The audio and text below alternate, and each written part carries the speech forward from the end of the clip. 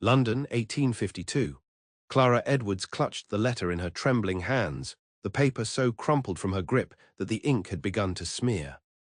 The words blurred before her eyes as she read them for what must have been the 20th time, hoping somehow they might have changed. And so, Miss Edwards, I regret to inform you that your father's debts, totaling some £5,000, will now fall to you as his sole heir. As you surely understand, a sum of this magnitude must be addressed with utmost haste. £5,000, an impossible sum, a life-destroying sum. Clara sank onto the worn settee of what had been, until 3 days ago, her childhood home. Now it was simply another asset to be liquidated to satisfy her father's creditors. The modest townhouse in Bloomsbury that had once felt so safe now seemed to be closing in around her, the walls themselves hungry for payment she could not provide. Mrs. Winters, their housekeeper, no, the former housekeeper, appeared in the doorway, her eyes rimmed with red. The gentlemen from the bank have arrived. They're asking to begin the inventory.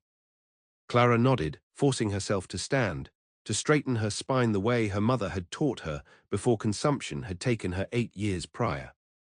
Thank you, Mrs. Winters. Please tell them I'll be out directly. When the older woman had gone, Clara allowed herself one brief moment of absolute despair. At 22, she was now alone, penniless, and facing ruin. Her father's gambling debts had been a secret he'd kept well hidden behind a respectable facade of modest prosperity. She had been raised to be a gentleman's daughter, educated enough to be pleasing, sheltered enough to be innocent, and utterly unprepared for a world without protection. The cruelest irony was that just 3 weeks earlier, she had refused a marriage proposal from Mr. Thistlethwaite, the local banker's son.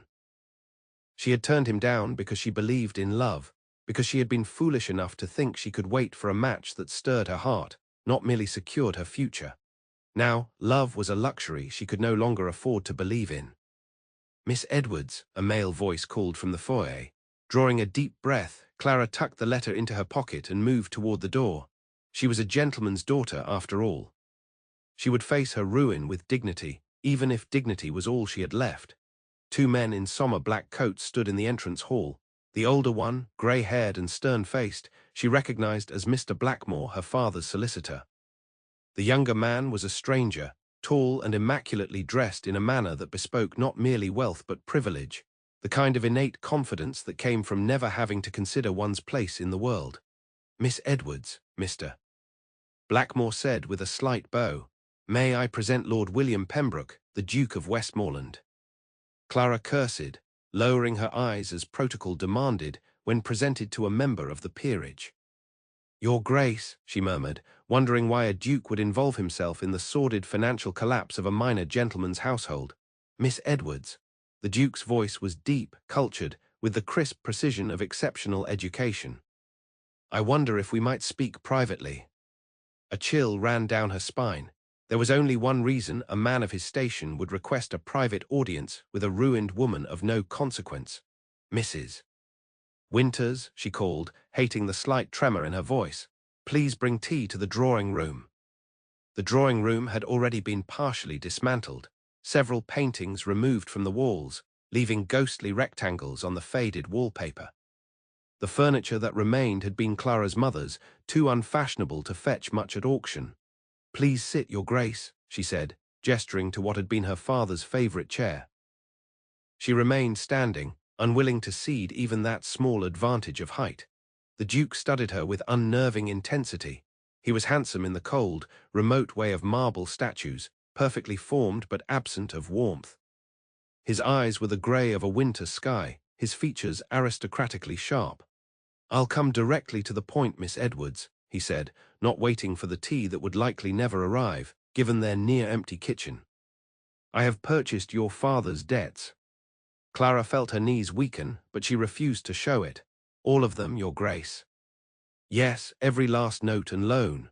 He stated this not with pride, but with a dispassionate certainty that was somehow more terrifying.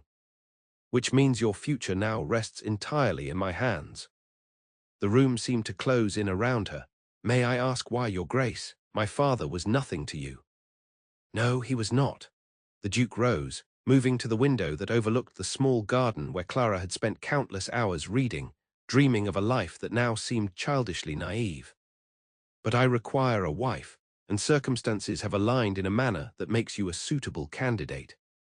Had he struck her across the face, Clara could not have been more stunned. A wife.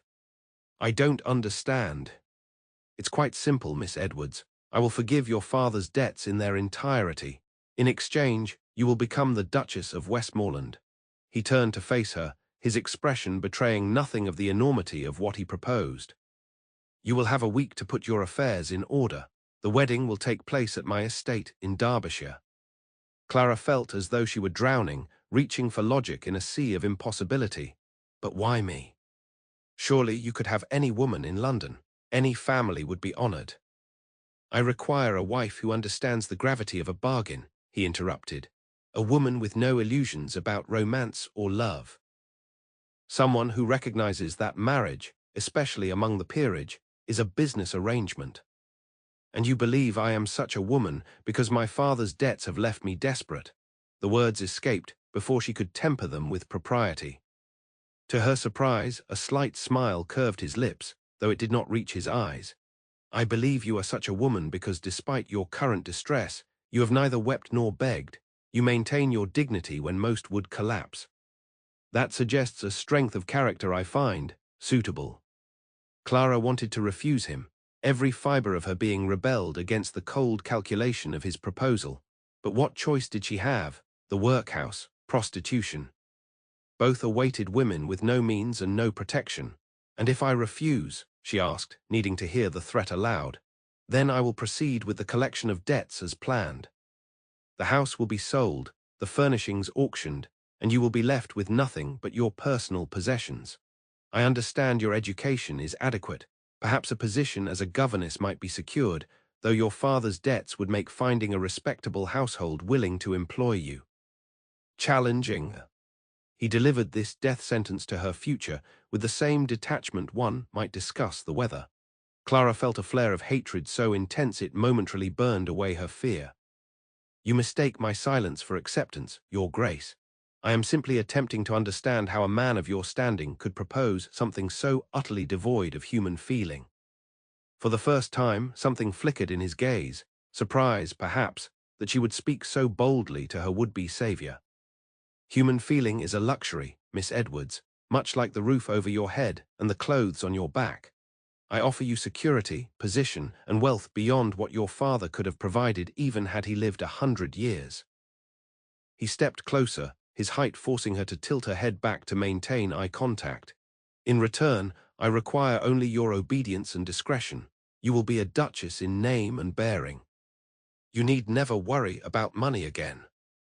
And what of love? The word felt foolish the moment it left her lips. Love, he repeated, as though the concept were foreign to him. Love is a fantasy invented to sell novels to bored housewives. I offer you reality, Miss Edwards. Take it, or face the consequences of your father's profligacy alone. 1 week later, Clara stood in the grand cathedral on the Pembroke estate, wearing a wedding gown of ivory silk and Brussels lace that cost more than her father's entire household had been worth. The Duchess's tiara, a confection of diamonds and sapphires that had graced Pembroke brides for 2 centuries, weighed heavily on her carefully arranged dark hair. She had said yes, of course. What choice did she have? The Duke had been true to his word, settling every debt and providing a generous allowance to Mrs. Winters, who had served the Edwards family faithfully for 20 years. Clara had been whisked to Derbyshire in his private carriage, installed in a suite of rooms larger than their entire Bloomsbury house, and attended by a small army of servants who treated her with a deference that made her skin crawl. She did not know this man who stood beside her at the altar. In the 7 days since his proposal, she had seen him only twice, once when he arrived to escort her to Pembroke Hall, and once at the formal dinner the night before, where they had been surrounded by his family and local gentry invited to witness the hasty union. The ceremony passed in a blur. She spoke her vows in a clear, steady voice that belied the turmoil within. When the Duke slipped the wedding band onto her finger, a heavy gold thing embedded with yet more sapphires, she felt the weight of it like shackles. I present to you the Duke and Duchess of Westmoreland, the bishop proclaimed to the assembled aristocrats who had come to witness this peculiar match. Clara knew what they were thinking. What whispers would follow her through the hallways of society? The penniless nobody, purchased like a prize mare to provide an heir for one of England's oldest dukedoms. The wedding breakfast that followed was lavish to the point of obscenity. Clara sat beside her new husband at the head table, smiling politely as guest after guest offered congratulations they clearly did not mean. She ate nothing, her stomach too knotted with apprehension about the night to come. "You should eat," the Duke murmured, his voice pitched for her ears alone. "The day will be long and you'll need your strength." The implication made her cheeks burn. "I find my appetite has deserted me, Your Grace." "William," he corrected her. "In private, you will call me William. We may have an arrangement, but I have no desire to hear my title from my wife's lips when we are alone." When we are alone, the words hung between them heavy with meaning. "As you wish." William, his name felt foreign on her tongue, too intimate for this stranger who now owned her. The Duke, William, regarded her with that same assessing look he'd given her in her father's drawing room. "You're afraid." It wasn't a question, but she answered anyway. "I would be a fool not to be." "Fear serves no purpose between us, Clara. I purchased your debts, not your suffering." He took a sip of champagne, his eyes never leaving hers. "I will be a considerate husband, provided you fulfill your obligations." "And what exactly are those obligations?" she asked, emboldened by the certainty that she could not possibly fall further in society's estimation than she already had. "To present yourself as a duchess should, to manage my household with efficiency, to eventually bear an heir." He stated these requirements as one might list items needed from a shop, and to never, under any circumstances, embarrass the Pembroke name with scandal. Clara felt something inside her harden.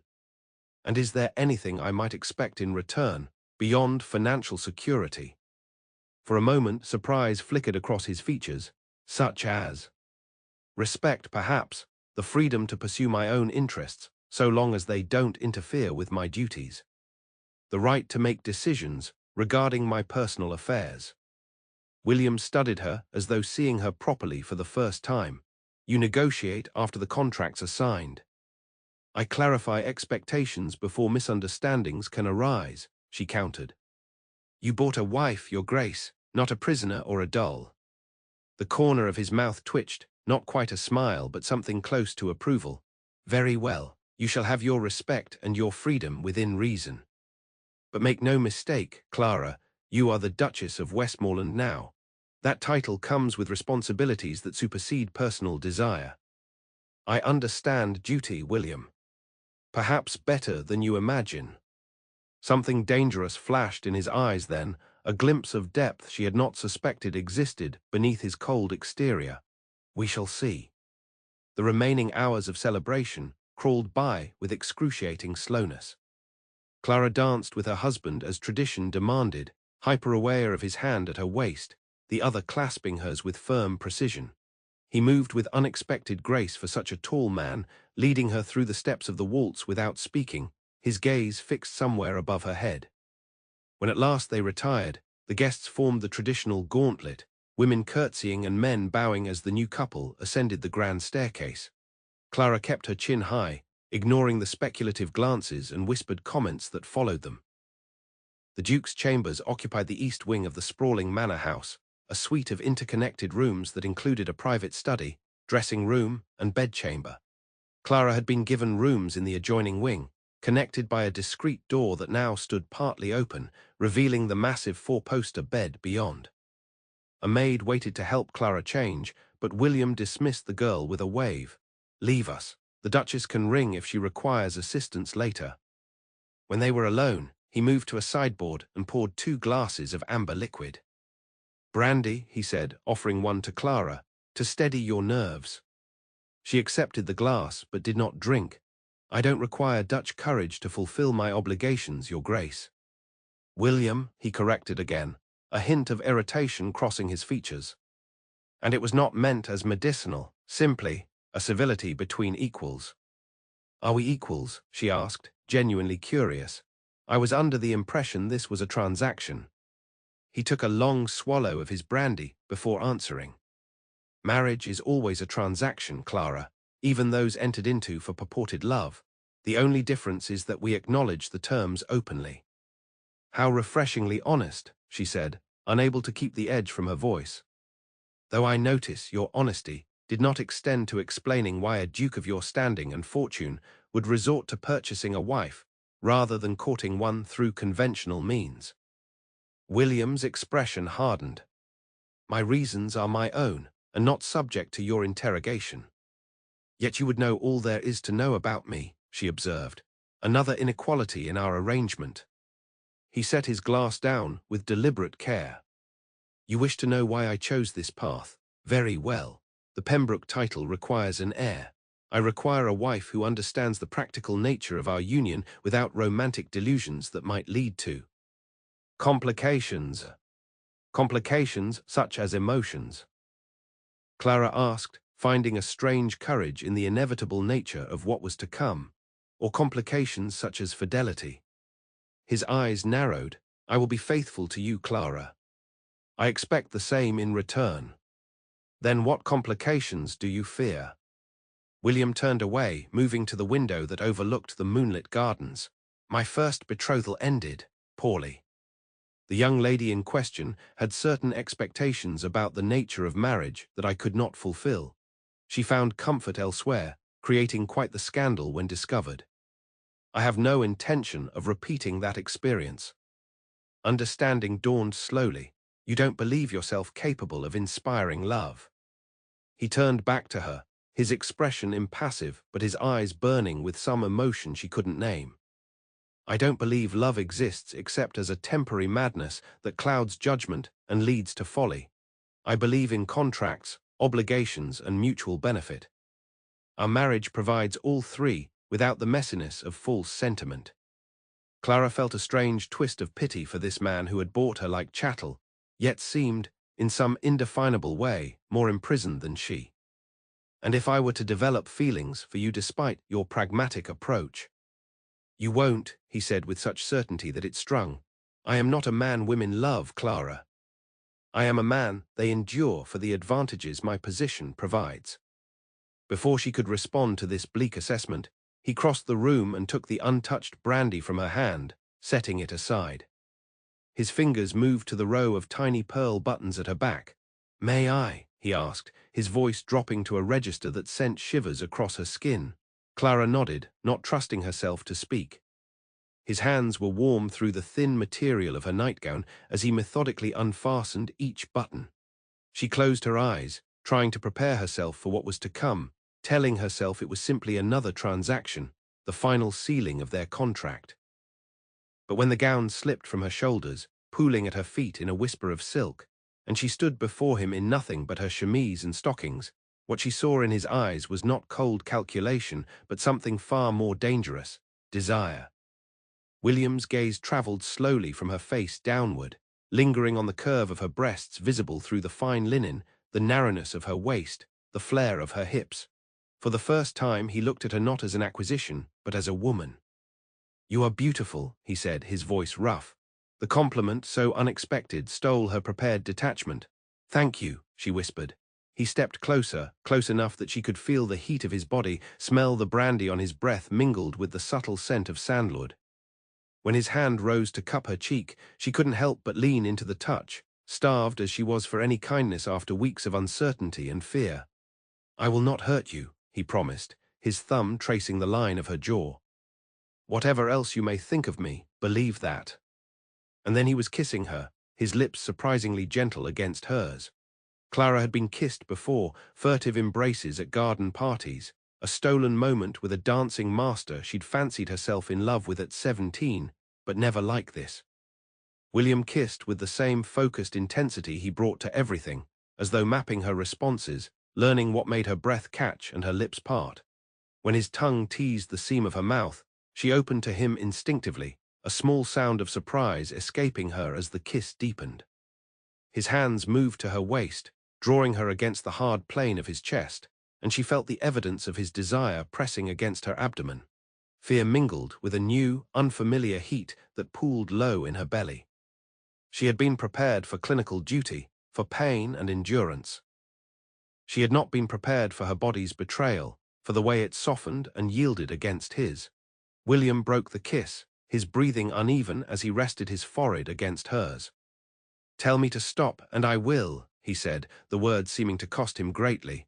"We can wait until you're more comfortable." The offer, so at odds with the ruthless businessman who had purchased her father's debts, momentarily stunned her. "Why would you wait? You've made it clear what you expect."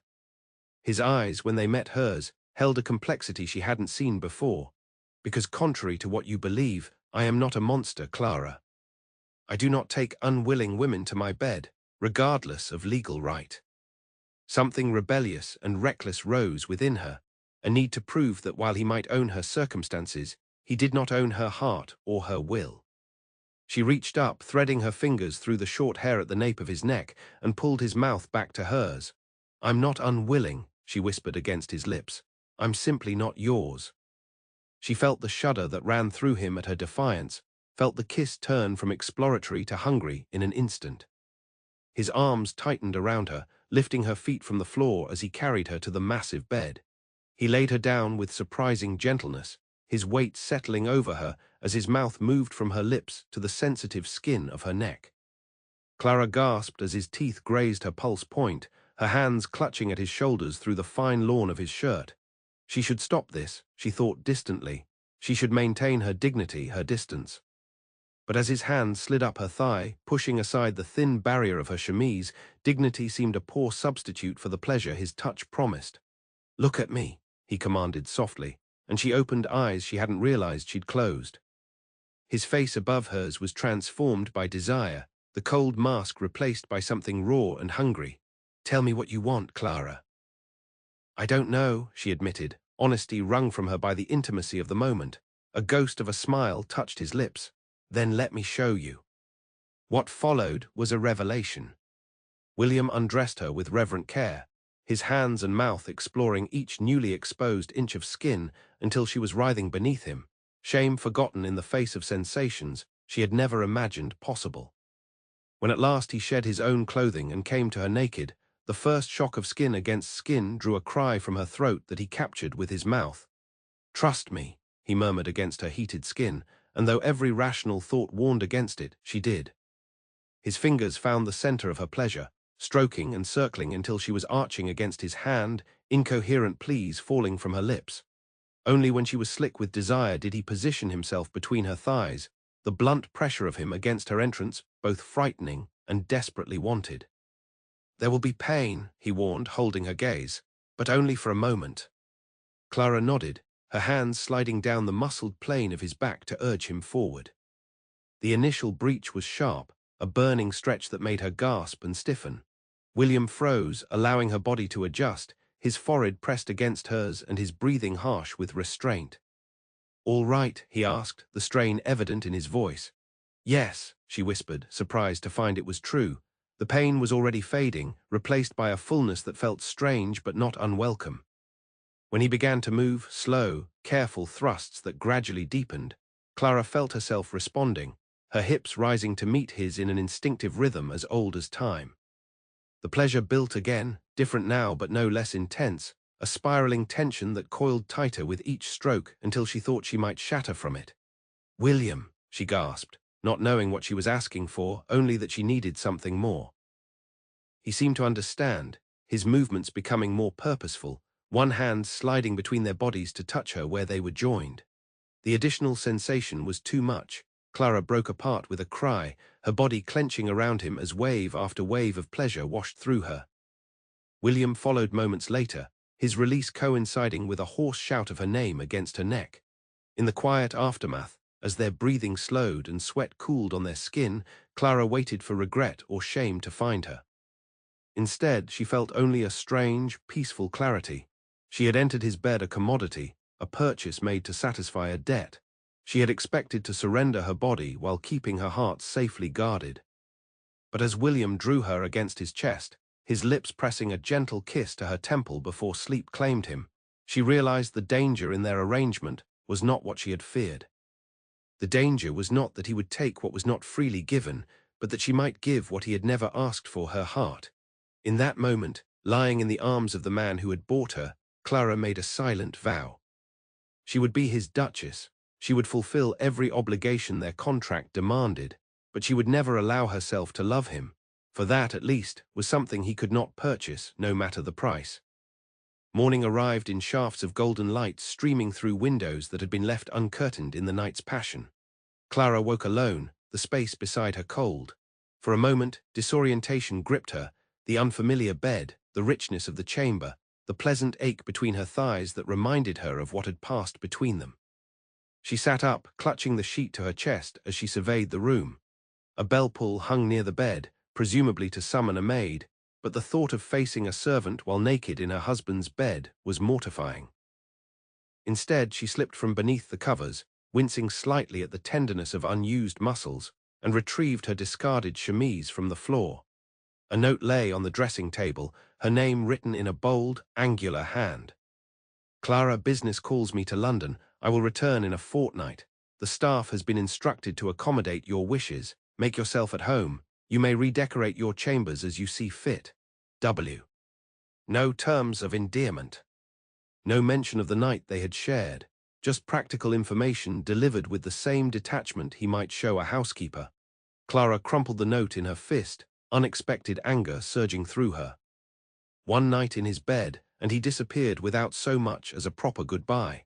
It confirmed what she had suspected, that she was merely a convenience to him, a transaction completed and now requiring no further attention. She rang for a maid, determined to begin her role as Duchess with the dignity she had promised herself she would maintain. When a young woman appeared, bobbing a nervous curtsy, Clara forced herself to smile. "Good morning. I'd like a bath, please, and then breakfast in my chambers." "Yes, Your Grace," the girl said, eyes carefully averted from the evidence of the night's activities, the rumpled bed, the discarded clothing. "And what is your name?" Clara asked, realizing she would need to learn the staff if she was to manage the household in her husband's absence. "Mary, Your Grace." "Thank you, Mary. I'll need to meet with the housekeeper after breakfast to discuss household matters." The maid looked momentarily confused. "The Duke usually handles such things directly, Your Grace, Mrs.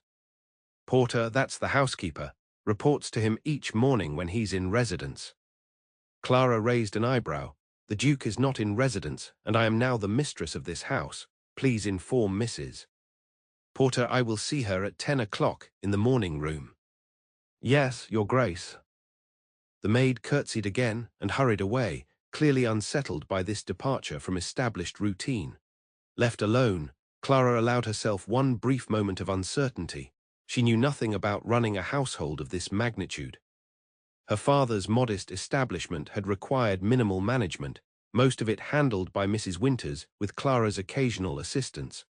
Pembroke Hall was a different matter entirely, a great house with dozens of servants, extensive lands, and centuries of tradition. But she would learn. She would prove to William, and more importantly to herself, that she was not merely an ornament to be displayed or a vessel for producing an heir. She would be a duchess in more than name. The bath, when it arrived, was a luxury that momentarily drove all other concerns from her mind. The copper tub was large enough to stretch out in, the water scented with lavender, and so hot it turned her skin pink within moments. Clara sank into it with a sigh of pure pleasure, allowing the heat to soothe away the unfamiliar aches of her wedding night. As she soaked, she considered her situation with the clear-eyed pragmatism that had always been her nature. She was now one of the highest-ranking women in England, with access to wealth and privilege beyond anything she had known. Her husband, while cold, had shown consideration in their marital bed and had offered her autonomy within the household. Many women married for love ended up with far less favorable circumstances. Perhaps, she thought, dipping her head back to wet her hair, she could find contentment in this arrangement. Not happiness, perhaps, that would require an emotional connection that William clearly did not want, but a satisfying life of purpose and dignity. By the time she emerged from the bath, wrapped in a soft linen sheet provided by the maid, Clara had formulated a plan. She would learn everything there was to know about running Pembroke Hall. She would establish herself as a dignified, capable duchess, and she would maintain the emotional distance that William so clearly valued, protecting herself from the dangerous pull she had felt in his arms. Her resolve was immediately tested when she returned to her own chambers to find them transformed. Where there had been simple, serviceable furnishings the day before, there now stood an elegant suite of rosewood furniture. The bed had been draped with silk hangings in a delicate shade of blue, matching the newly upholstered chairs and window treatments. On the dressing table lay an array of silver-backed brushes and crystal perfume bottles. "The Duke ordered it all from London weeks ago," explained Mary, who had returned to help her dress. "It arrived yesterday while you were at the ceremony. He said your old rooms weren't suitable for a duchess." Clara ran her fingers over the silk counterpane, bemused by this evidence of forethought. William had planned for her comfort even before she had agreed to marry him, had, in fact, been so certain of her acquiescence that he had commissioned an entire suite of furnishings. The presumption should have angered her.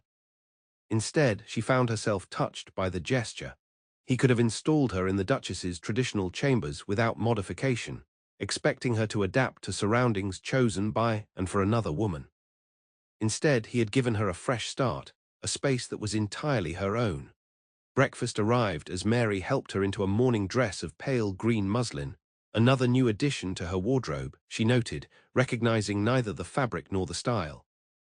As she ate, savoring the unfamiliar luxury of chocolate served in a delicate porcelain cup, Clara examined the room more closely. Near the window stood a small bookcase filled with volumes she hadn't noticed at first. Setting aside her cup, she crossed to examine them. Poetry, novels, histories, a carefully curated collection that suggested actual thought rather than random selection.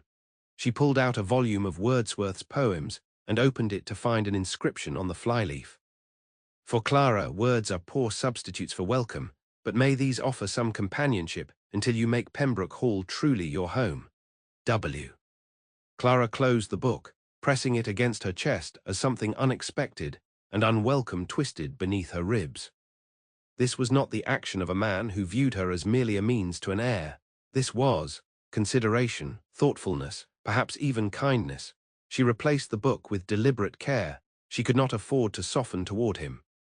Kindness was not love, and gestures, no matter how thoughtful, were not the same as emotional connection.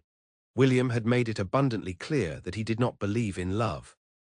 She would be wise to remember that, no matter how his actions might suggest otherwise.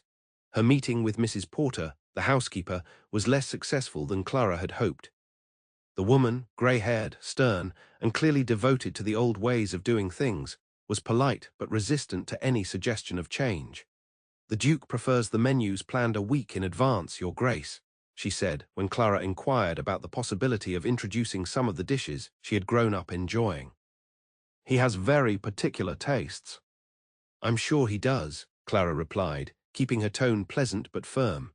"However, as I will be dining alone for the next 2 weeks, perhaps we might incorporate some variety. I'm particularly fond of fish, when it's available."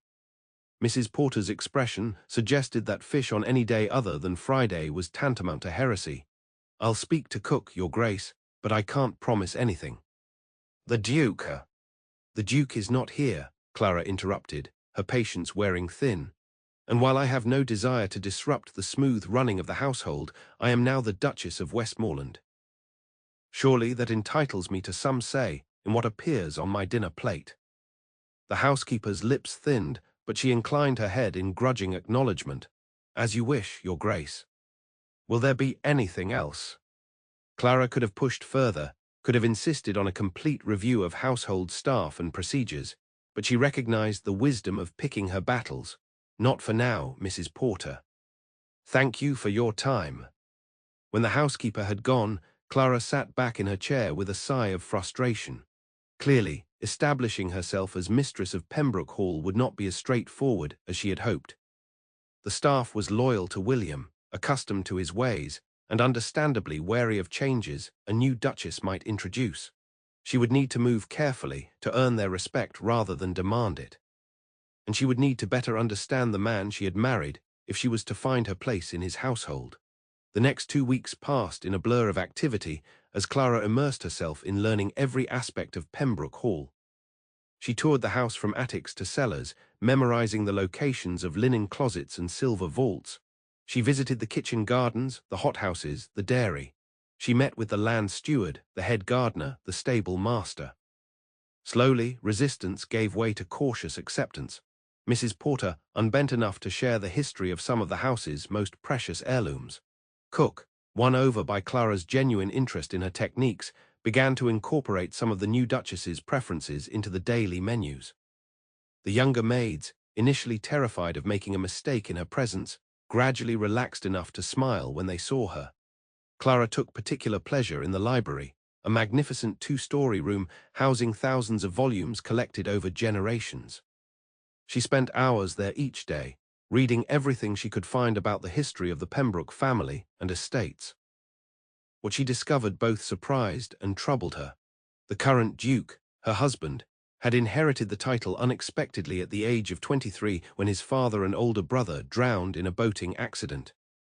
William had been studying law at Cambridge, preparing for a career that would never materialize. Instead, he had been thrust into the role of Duke, responsible for vast estates, hundreds of tenants, and the preservation of a family legacy stretching back to the Norman conquest. By all accounts, he had risen to the challenge with remarkable efficiency. Under his management, the Pembroke holdings had flourished. Newspapers from the period described him as formidably intelligent and ruthlessly competent, but they also used words like remote, austere, and forbidding. What none of the accounts mentioned was a betrothal or a scandal, the complications William had alluded to on their wedding night. That piece of his history remained elusive, no matter how many newspapers and journals Clara combed through. As the day of his expected return approached, Clara found herself increasingly restless. She had established a routine, carved out a space for herself within the household, but she had done so in his absence. How would the dynamic change when he returned? Would he approve of the small changes she had made, or would he see them as overstepping? More troubling still were her own conflicted feelings. She had vowed not to allow herself to care for him, to maintain emotional distance. Yet in the quiet moments before sleep each night, her mind inevitably returned to the tenderness he had shown her in their marital bed, to the thoughtfulness of the books and furnishings he had chosen for her, to the glimpses of complexity beneath his cold exterior. On the morning William was expected to arrive, Clara took extra care with her appearance. She chose a day dress of deep blue silk that the London modiste had assured her was the height of fashion, arranged her dark hair in a simple but elegant style, and added the pearl earrings that had been her mother's, one of the few pieces of jewelry she had been able to keep when her father's estate was liquidated. She was in the rose garden, clipping blooms for the entrance hall vases, when she heard the sound of approaching horses. Setting aside her basket and shears, she straightened, smoothing her skirts and taking a deep breath to steady the sudden flutter of nerves in her stomach. William appeared around the corner of the house, still dressed in his traveling clothes, his face bearing the dust of the road. He stopped short when he saw her, his expression unreadable. "Clara," he said, inclining his head slightly. "I did not expect to find you in the gardens." "I've found I enjoy arranging the flowers myself," she replied, cursing the breathless quality of her voice. "Welcome home, William." Something flickered in his eyes at the word, home, surprise, perhaps, or some other emotion she couldn't identify. "Thank you, the journey was tedious. I hope you've been comfortable in my absence." "Very much so, everyone has been most accommodating." She hesitated, then added, "The books were a thoughtful gift." "Thank you." A hint of color touched his cheekbones, quickly masked as he looked away. It seemed practical. The country can be isolating if one isn't accustomed to it. Always practical, Clara thought, always rational. Even kindness had to be explained away as mere utility. "In any case," he continued, "I should clean up after the journey. Perhaps we might dine together this evening. I'd be interested to hear how you've settled in." "I'd like that," she said, surprised by how much she meant it. William nodded, his gaze lingering on her face a moment longer than necessary before he turned to go. "Until dinner, then." Clara watched him walk away, his tall figure disappearing into the house, and realized with a sinking feeling that 2 weeks had done nothing to diminish the effect he had on her. If anything, the time apart had only sharpened her awareness of him, like a hunger that grows more acute with fasting. This, she thought, picking up her basket with hands that weren't quite steady, was precisely what she had promised herself she would avoid. this dangerous softening, this incipient yearning. She had agreed to be his duchess, to fulfill the obligations of her position with dignity and competence. She had not agreed to lose her heart to a man who had made it abundantly clear he had no use for such sentiment. Dinner that evening was served in the small dining room, a more intimate setting than the formal dining hall used for entertaining guests. Clara arrived precisely on time to find William already waiting, freshly dressed in evening clothes that emphasized the breadth of his shoulders and the lean strength of his frame. "You look lovely," he said as a footman held her chair. "Blue suits you." "Thank you," she replied, spreading her napkin across her lap. "London was productive, I hope." "Tediously so. Legal matters primarily, and some business with my banker that couldn't be handled by post." He signaled for the wine to be poured. "But I didn't ask you to dinner to discuss finance. Tell me about your first weeks as Duchess." Clara took a sip of wine, using the moment to gather her thoughts. "I've been learning about the house and grounds. Your staff has been very patient with my questions." "They are your staff now as well," William observed, watching her over the rim of his glass. "And what do you make of Pembroke Hall so far?" "It's beautiful," she said honestly, "and overwhelming in its scale. I've never seen so many rooms dedicated to single purposes, a morning room distinct from a day room distinct from a music room. It seems excessive for just 2 people." A ghost of a smile touched his lips. "It wasn't built for 2. Previous generations of Pembrokes had large families. My grandfather was one of 9 children, but you're right, it is excessive. The East Wing hasn't been used in decades. Perhaps you might find a purpose for it." Clara blinked, surprised by the casual delegation of authority over a significant portion of his ancestral home. "What sort of purpose did you have in mind?" William shrugged, turning his attention to the soup course that had just been served. "Whatever you like, a project of some kind, a school perhaps, or a hospital wing. My mother used to say empty rooms were a waste of good shelter." The mention of his mother, the first personal reference he had made in her presence, caught Clara's attention. "What was she like, your mother?" For a moment she thought he wouldn't answer. His expression closed, becoming the remote mask she had first encountered in her father's drawing room. Then, surprisingly, he relented. "She was kind," he said quietly. "Too kind for the life she led. My father was difficult, traditional in his expectations, unforgiving of weakness. She shielded me from the worst of it when she could." "I'm sorry," Clara said, sensing the pain beneath the measured words. "You must miss her." "She died when I was 16, William replied, his tone making it clear the subject was closed. "But enough about the past. Tell me more about your explorations of the estate." Clara allowed the deflection, recognizing that even this small confidence represented a significant concession from a man so guarded. Throughout the meal, they maintained a polite conversation about the house, the gardens, the nearby village. William listened attentively to her observations, occasionally offering context or historical details she hadn't discovered in her research. It was only as dessert was being served that he broached a more personal topic. "You've made no mention of visitors or social engagements. Have you found the isolation difficult?" Clara considered the question. In London, she had maintained a modest social circle, friends from her school days, neighbours, the occasional literary salon when funds permitted. But she had been too busy learning her new role to miss company. "Not particularly, though I suppose as winter approaches, the days might seem longer."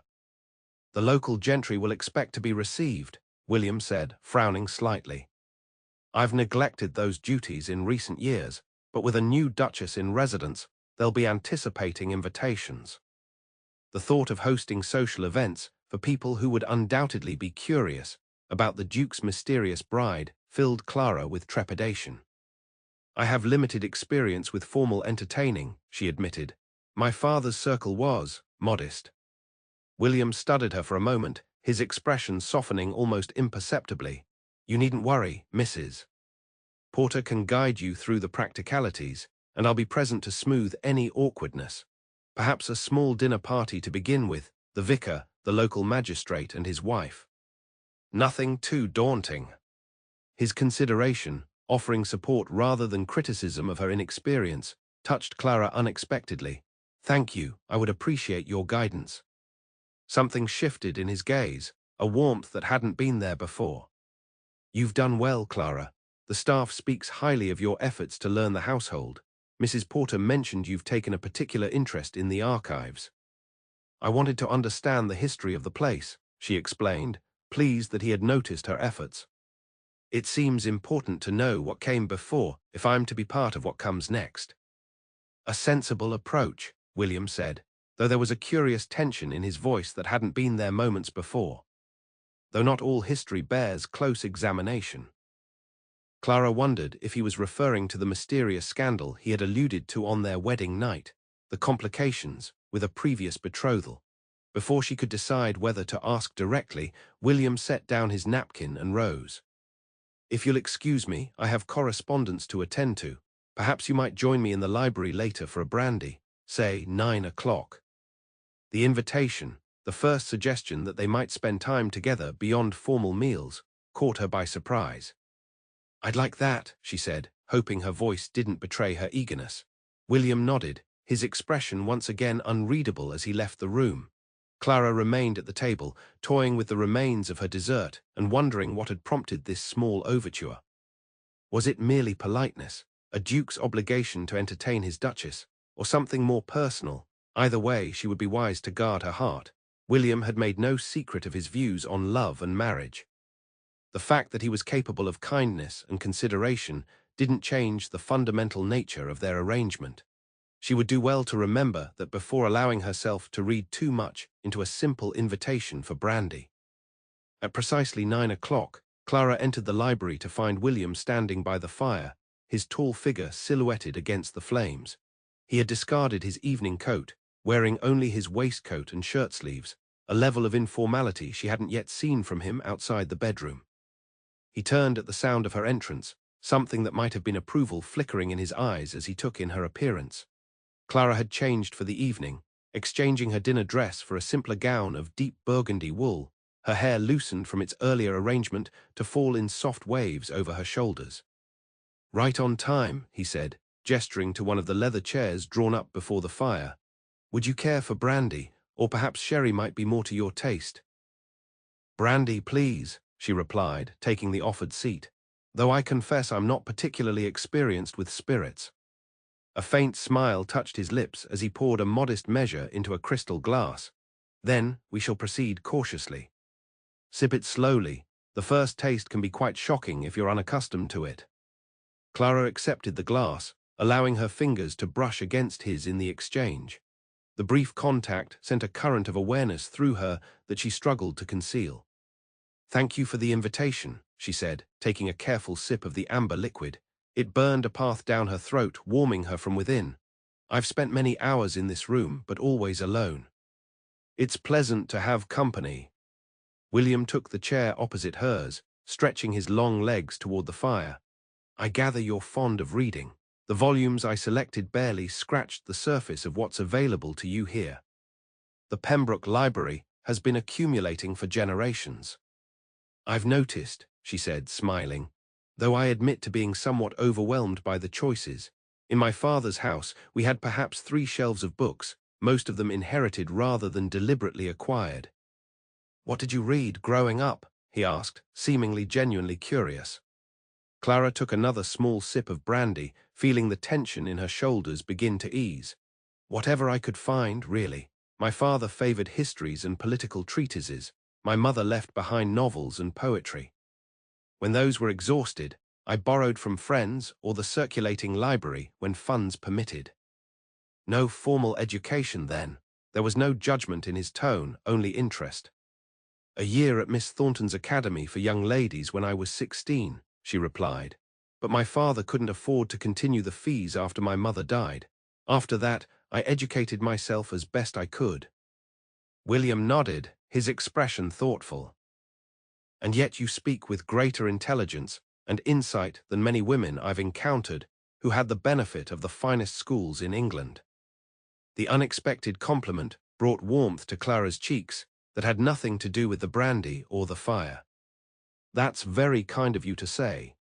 It's not kindness to state facts, he countered, his gaze steady on her face.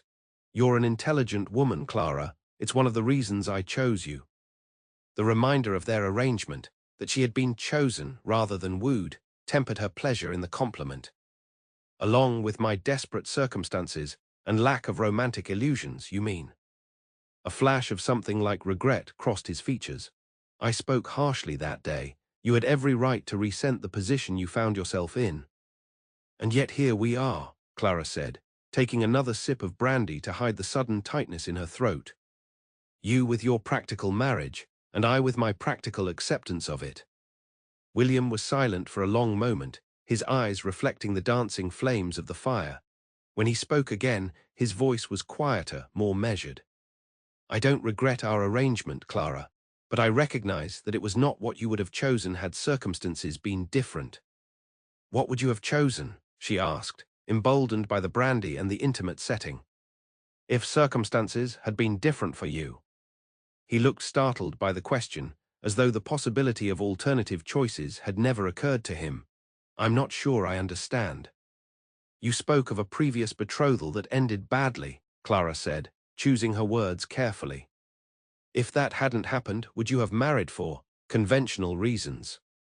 You mean for love? The word sounded foreign on his lips, almost distasteful. No, even before. Before what happened, I understood marriage to be primarily a matter of practical considerations, especially for someone in my position. And what happened? She pressed gently, with your previous betrothal. William's expression closed, the brief openness of the moment disappearing behind his customary reserve. It's not a pleasant story, Clara, nor one I particularly wish to revisit. She should have backed away, respected his clear desire to change the subject. But something in his rigid posture, the carefully controlled tension in his voice, made her push further. I'm your wife, William. Whatever happened in your past, don't I have a right to know? For a moment, she thought he would refuse outright. His jaw tightened, his eyes darkening with what might have been anger or pain. Then, unexpectedly, he set down his glass and leaned forward, elbows on his knees, his gaze fixed on the fire rather than her face. Her name was Elena Blackwood, he began, his voice so low Clara had to lean forward to hear him. The daughter of a viscount, beautiful, accomplished, everything a future duchess should be. We became engaged shortly after I inherited the title. I was, younger then, less experienced in judging character. He paused, and Clara waited, sensing that whatever came next was the heart of the matter, the pain he had carried alone. 3 weeks before the wedding, I returned from London unexpectedly. I had meant to surprise her, had brought a gift, some trinket I thought would please her. A bitter smile twisted his mouth. The surprise was mine. I found her in the arms of my closest friend, not merely in his arms, but... He didn't need to finish. The implication was clear enough. I'm sorry, Clara said softly. That must have been devastating. William laughed, a harsh sound devoid of humor. The betrayal was painful, yes, but what came after was worse. When confronted, Elena claimed she had turned to Richard because I was incapable of love, too cold, too remote, too concerned with duty to give her the affection she craved. And Richard, a man I had trusted since childhood, agreed with her assessment. They portrayed themselves as victims of my emotional inadequacy, forced to seek in each other what I could not provide. The raw pain in his voice made Clara's heart ache. That's absurd, she said, the words escaping before she could consider them. They betrayed your trust and then blamed you for their own failings. William looked up, genuine surprise flickering across his features. That's a remarkably charitable interpretation, given what you know of me. What I know is that you're a man who values honor and commitment, Clara replied firmly. Whatever else may be true of your character, you would never have broken a betrothal without cause. They were wrong to betray you, and doubly wrong to blame you for their actions. For a moment, William simply stared at her, as though seeing her properly for the first time. Then, to her astonishment, he rose from his chair, crossed the small space between them, and dropped to one knee beside her, taking her hand in his. You are a remarkable woman, Clara Edwards Pembroke, he said quietly, his eyes searching hers. I begin to think I chose better than I knew. Before she could respond, he leaned forward and kissed her, not the calculated seduction of their wedding night, but something simpler and more honest. A kiss of gratitude, perhaps, or of recognition. When he pulled away, his expression was softer than she had ever seen it, the habitual reserve replaced by something that looked almost like wonder. "It's late," he said, his voice rough. "We should retire." Clara nodded, unable to trust her voice. She allowed him to help her to her feet, his hand warm and steady around hers. Together, they extinguished the lamps and banked the fire, moving in a companionable silence that felt more intimate than any conversation. At the door to her chambers, William paused. "Clara," he began, then seemed to reconsider whatever he had been about to say. Instead, he lifted her hand to his lips, pressing a kiss to her knuckles with a formality at odds with the heat in his eyes. "Good night." "Good night, William," she replied, watching as he turned and walked toward his own rooms, his tall figure disappearing into the shadows of the corridor. Only when she was alone, the door closed firmly behind her, did Clara allow herself to acknowledge the dangerous truth she had been avoiding for weeks. Despite every resolution to guard her heart, despite the pragmatic nature of their arrangement, despite his stated disbelief in love, she was falling for her husband. And that, she knew with a certainty that settled in her bones like winter frost, could only lead to heartbreak. The days that followed brought a subtle shift in her relationship with William. He began to seek out her company beyond meals, joining her for walks in the gardens, inviting her to ride with him around the estate, finding her in the library to share passages from books he thought might interest her. They talked more openly than they had before, though William remained guarded about certain aspects of his past. Clara learned that he had studied mathematics as well as law at Cambridge, that he preferred dogs to cats, but had a particular fondness for the stable's resident mouser, that he could play the pianoforte reasonably well, but claimed to have a voice that would frighten crows from their perches. In turn, she shared stories of her own childhood, her mother's love of painting, her father's passion for chess, the small pleasures and ordinary sorrows of a life far removed from the grandeur of Pembroke Hall. William listened with what seemed like genuine interest, asking questions that suggested he was trying to understand the experiences that had shaped her. Physical intimacy between them grew more frequent and less formal. William no longer waited for the cover of darkness to seek her bed, sometimes appearing at her door in the late afternoon with desire plain in his eyes. Clara welcomed him each time, her body responding to his touch with increasing eagerness as she learned what pleased him and he learned what pleased her. Yet for all this growing closeness, she sensed a line that William would not cross, a boundary of emotion beyond which he would not venture. He was considerate, attentive, even tender, but never vulnerable. Never unguarded in the way he had been, briefly, the night he told her about Elena's betrayal. Clara told herself it was enough, that companionship and mutual desire were more than many marriages ever achieved. She busied herself with preparations for the dinner party William had suggested, working with Mrs. Porter to plan menus, arrange flowers, and ensure the formal dining room was spotless.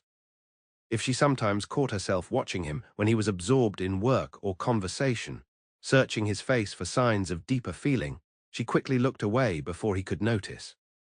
The evening of the dinner party arrived with a flurry of last-minute preparations. Clara dressed with particular care in a gown of deep emerald silk trimmed with Belgian lace, her hair arranged in a complex style that had taken the lady's maid nearly an hour to perfect. Around her throat hung a necklace of diamonds and emeralds that William had presented to her that morning. "A small token for your first formal appearance as Duchess," he had said, fastening the clasp with steady hands. Standing before the mirror in her dressing room, Clara barely recognized the elegant woman who looked back at her. 6 weeks earlier, she had been on the brink of destitution, facing a future of desperate uncertainty. Now she was the Duchess of Westmoreland, mistress of one of England's greatest estates, wife to a man who, if he did not love her, at least seemed to value her presence in his life. It should have been enough. It would have to be enough. The guests began to arrive precisely at 7 o'clock, the vicar and his wife, the local magistrate and his rather formidable spouse, 2 neighbouring landowners and their daughters, a widowed countess who had been a friend of William's mother. Clara greeted each with the poise she had practiced, gratified when William's hand brushed the small of her back in a gesture of approval. Dinner progressed smoothly, the conversation flowing as easily as the wine. Clara, seated at the opposite end of the table from William as custom dictated, found herself engaged in a lively discussion of literature with the vicar, who shared her fondness for Wordsworth. It was only as the dessert course was being served that she noticed a subtle tension had entered the room. The magistrate's wife, a sharp-featured woman named Lady Harrington, was speaking with a deliberate projection that ensured her words would carry the length of the table. "Such a shame about poor Elena," she was saying, her voice dripping with full sympathy. "Married off to that dreary baron in Northumberland after the scandal. I understand she rarely leaves the estate now, too afraid of encountering certain persons in society, I imagine." Clara felt rather than saw William stiffen at the head of the table. His face revealed nothing, his posture remained perfect, but she knew with sudden certainty that Lady Harrington's remarks were deliberate, a barb aimed directly at him. "I always thought it most unfair," Lady Harrington continued, emboldened by the uncomfortable silence that had fallen. "A young woman's reputation ruined for what was, after all, merely a moment of indiscretion. Men are forgiven such things daily, but women, we are expected to be angels or accept the consequences." The vicar's wife made a valiant attempt to change the subject, asking the widowed countess about her gardens, but Lady Harrington was not to be deterred. "Of course, one understands the Duke's position," she said, her gaze sliding to Clara with malicious curiosity. "Honor and all that, though I wonder if His Grace has shared the full story with his new Duchess. Such delicate matters are often edited when recounted to subsequent fiancés." The implication that William had somehow misrepresented the circumstances of his broken betrothal hung in the air like poison gas. Clara could see the other guests shifting uncomfortably, clearly aware of the deliberate provocation, but unwilling to intervene. Before she could consider the wisdom of her actions, Clara set down her fork and addressed Lady Harrington directly. "I assure you, Lady Harrington, His Grace has been entirely forthcoming about past events, but I confess I'm puzzled by your interest in what must have been a painful episode for all concerned." Lady Harrington's eyes widened in faux innocence. "Merely conversation, Your Grace. One naturally wonders about such things, especially when a marriage occurs with such unusual haste." The implication was clear, that Clara's own reputation might be compromised, necessitating a quick wedding. William's hand tightened visibly around his wine glass, and Clara feared for a moment he might shatter it. "I find," Clara said, keeping her voice pleasant but allowing a hint of steel to enter her tone, "that those who concern themselves with the private affairs of others often do so to distract from deficiencies in their own circumstances. But perhaps that's uncharitable of me." A shocked silence fell over the table. Lady Harrington's face flushed an unbecoming shade of purple.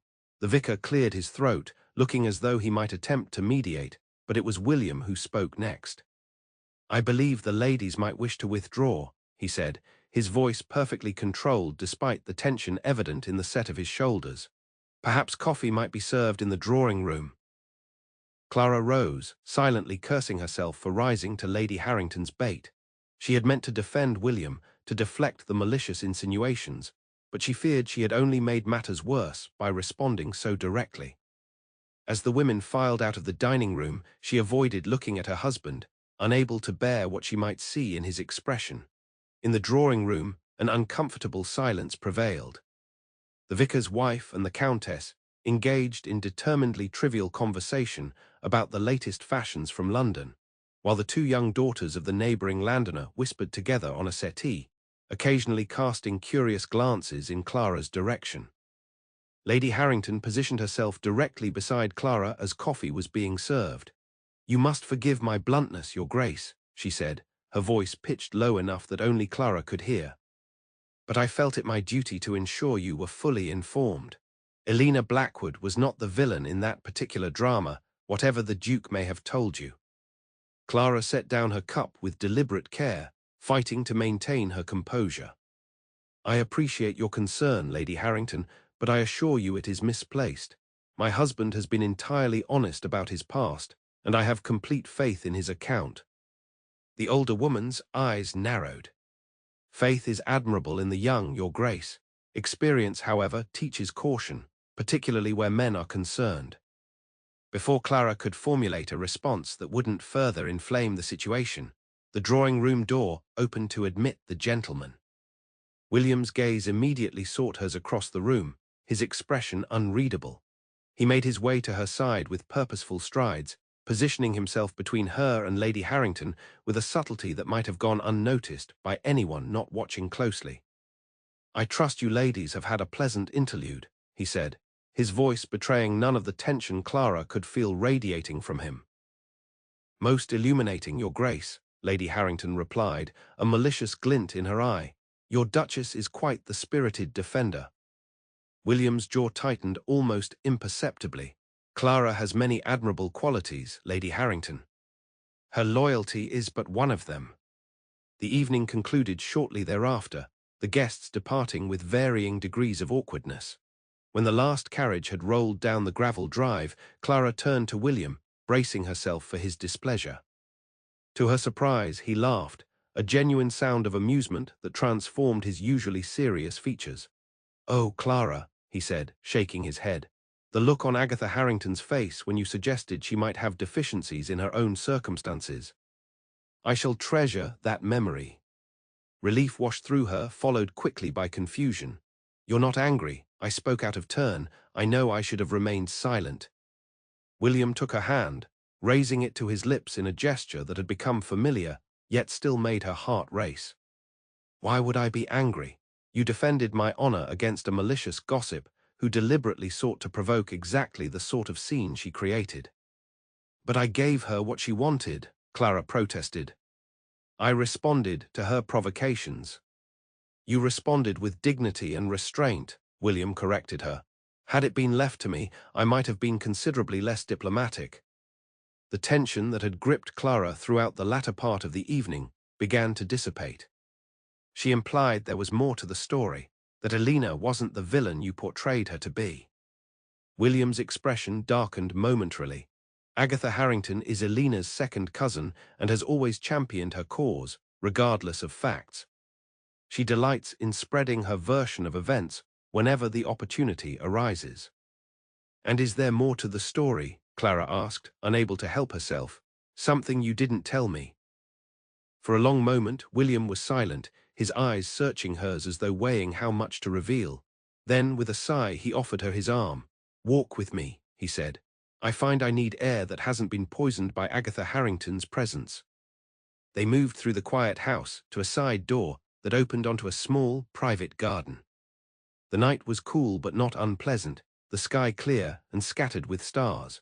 William guided her to a stone bench, partially sheltered by the spreading branches of an ancient oak tree. "What Agatha didn't mention," he said when they were seated, "is that Elena's moment of indiscretion was discovered not once but repeatedly over the course of our betrothal. Richard wasn't her first lover during our engagement, merely the last and most egregious because of his connection to me." Clara's eyes widened in shock. She was unfaithful multiple times. William nodded, his expression grim. "Twice that I know of for certain, though there were rumors of others. I forgave the first instance, convinced myself it was a momentary weakness, that marriage would settle her. The second time I confronted her privately, offered to release her from the engagement without scandal if she preferred another match. She wept, begged forgiveness, swore it would never happen again." "And you believed her," Clara said softly, understanding the painful lesson he must have learned about trust. "I wanted to believe her," he corrected. The wedding preparations were advanced, announcements had been made, expectations had been established. Breaking the engagement would have created precisely the sort of scandal I had been raised to avoid at all costs. So I chose to believe her protestations of regret and continued with the charade. "Until you found her with Richard," Clara finished, the pieces falling into place. William's insistence on a practical marriage without emotional entanglement made perfect sense in light of this history. He had been betrayed not once but repeatedly by a woman he had been prepared to make his duchess. Yes, the word was clipped, still holding echoes of old pain. After that, there was no possibility of continuing the pretense. I broke the engagement publicly, which created the scandal I had sought to avoid. Elena's family closed ranks around her, claiming I had driven her to seek affection elsewhere through my coldness. Richard disappeared to the continent for a year until the worst of the gossip died down. And I learned a valuable lesson about the nature of so-called love. Clara's heart ached for the younger William, trapped between honor and humiliation, betrayed by both his fiancée and his closest friend. "I'm sorry," she said simply, reaching for his hand in the darkness. "No one should have to endure such betrayal." He allowed the contact, his fingers curling around hers with surprising gentleness. "It was a long time ago. I've made my peace with it." "Have you?" The question slipped out before she could reconsider. "You've built your entire approach to marriage, to me, around the assumption that emotional attachment leads only to pain and betrayal." William was silent for so long that Clara began to fear she had overstepped. When he finally spoke, his voice was quiet, reflective. "Perhaps, but our arrangement has proven more satisfactory than I anticipated." "Satisfactory," Clara repeated, the word landing like a stone in her chest despite its apparent approval. Was that all she was to him, a satisfactory solution to his need for a duchess? William seemed to sense her disappointment. "I meant no offense, Clara. Indeed, quite the opposite. You have exceeded every expectation I had when proposing our arrangement. You've adapted to your role with remarkable grace, won over a household that has resisted change for decades, and tonight you defended my honor when most wives would have remained silent for fear of creating a scene." "I defended you because I care for you," Clara said, the words escaping before she could contain them. "Not because of duty or obligation or our arrangement." In the dim light of the garden, she saw his expression shift from surprise to something more complex, a mixture of longing and fear that made him look suddenly vulnerable. "Clara," he began, his voice rough with emotion. But whatever he might have said was interrupted by the appearance of a footman at the garden door. "Your Grace," the man called, "a messenger has arrived from London. He says the matter is urgent." William released Clara's hand, the moment of openness vanishing as quickly as it had appeared. "I must see to this," he said, rising from the bench and offering her his arm. "It's late, you should retire. I'll join you when I can."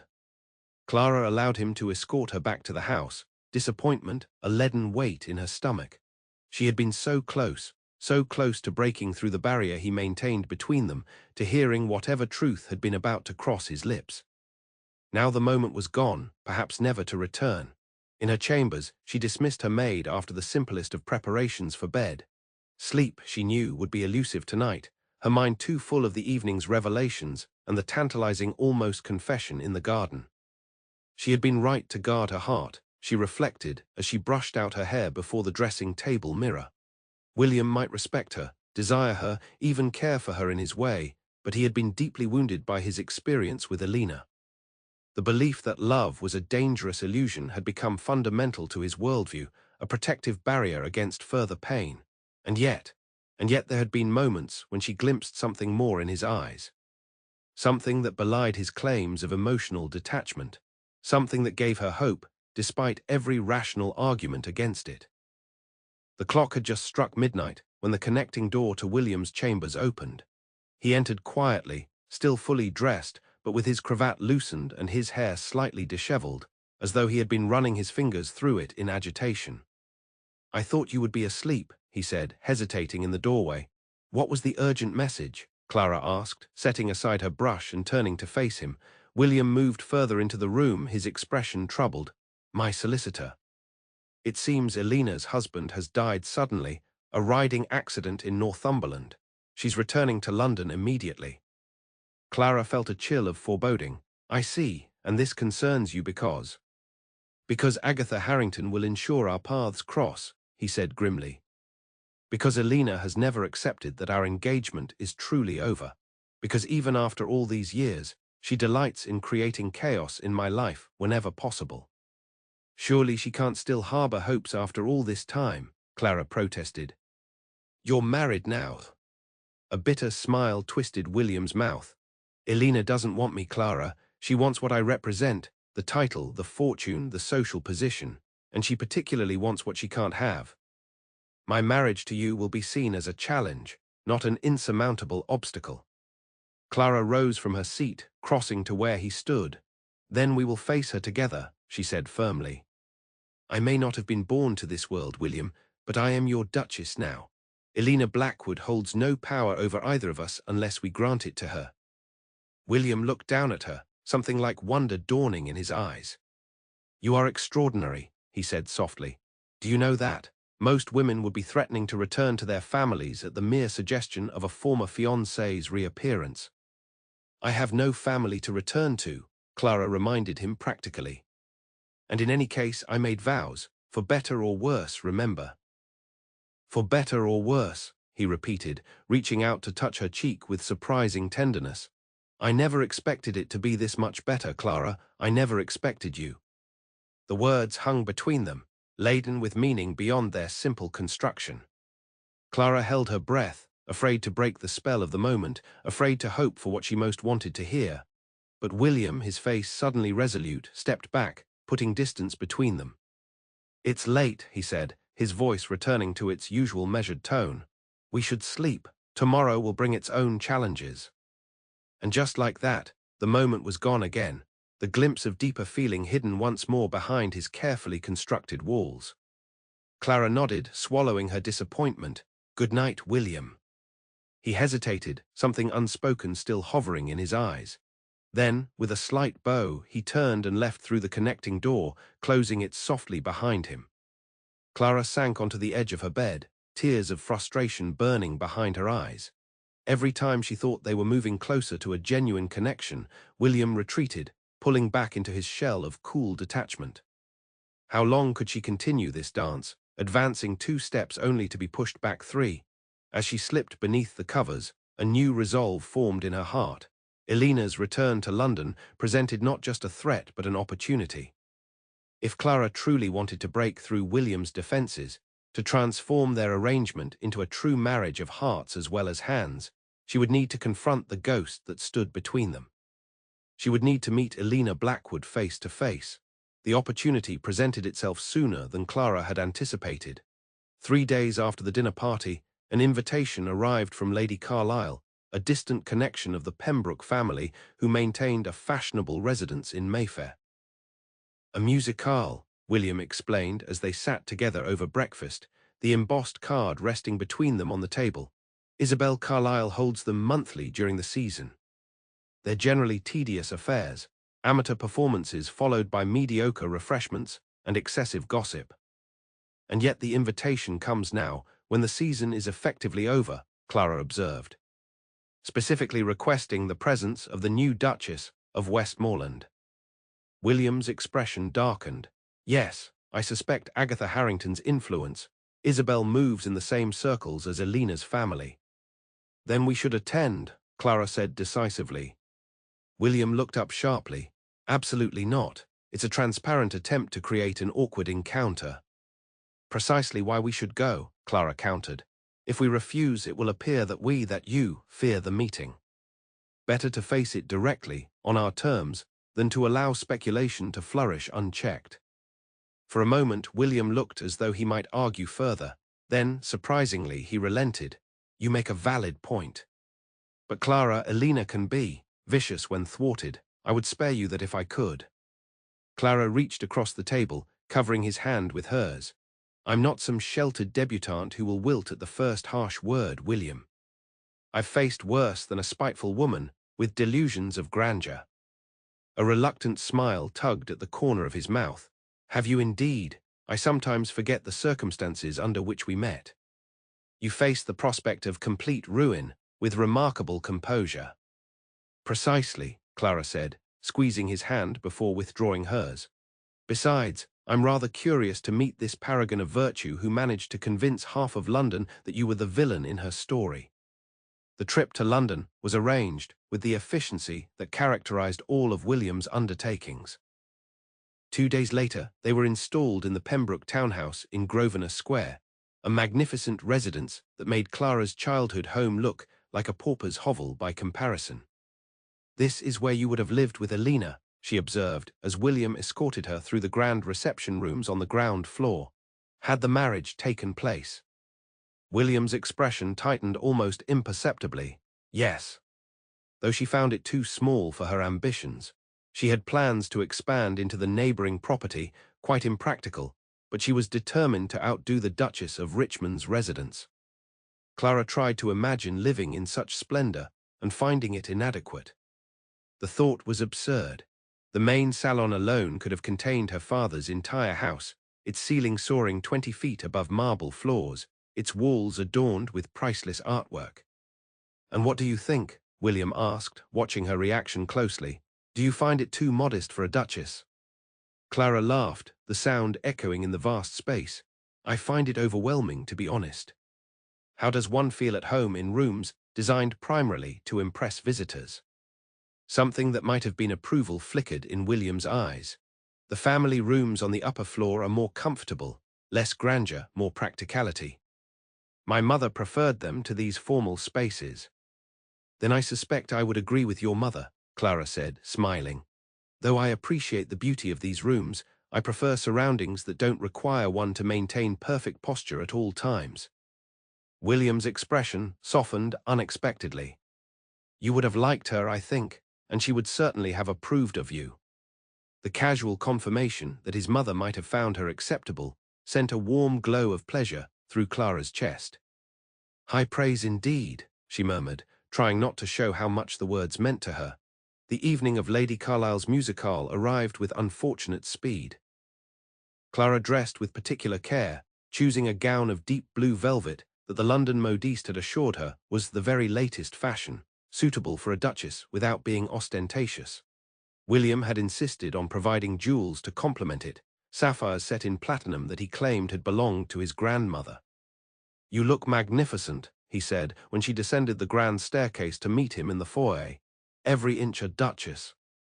"That was the general idea," Clara replied, taking his offered arm.